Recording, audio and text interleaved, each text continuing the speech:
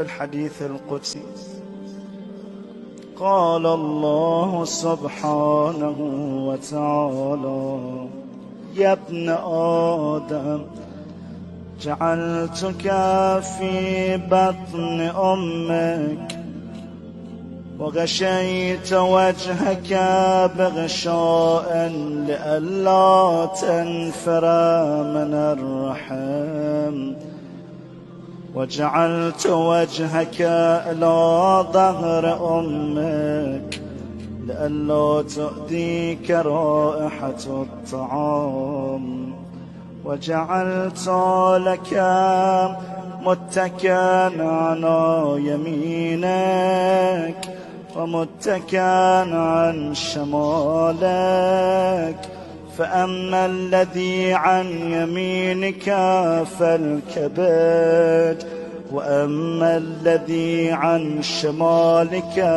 فالطحال. وعلمتك القيام والقعود في بطن أمك، فهل يقدر على ذلك غيري؟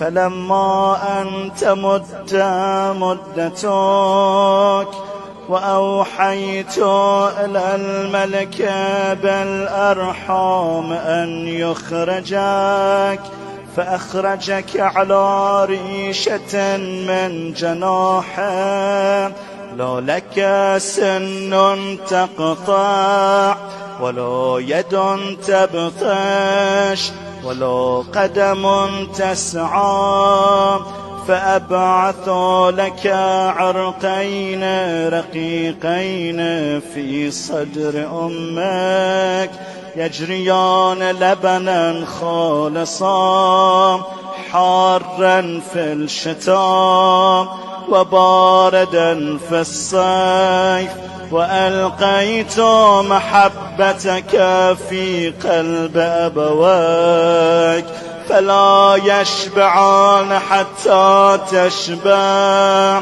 ولا يرقدان حتى ترقد. فلما قوي ظهرك واشتد أزرك برزتني بالمعاصي في خلواتك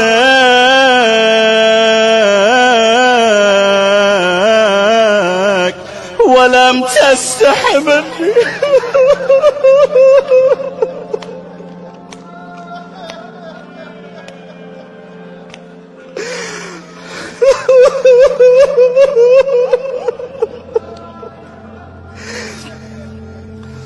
ومع هذا إن دعوتني أجبت،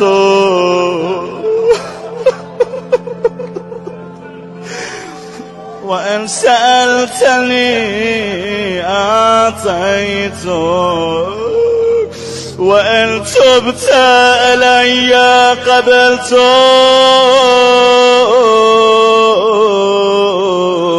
إلهي العافية،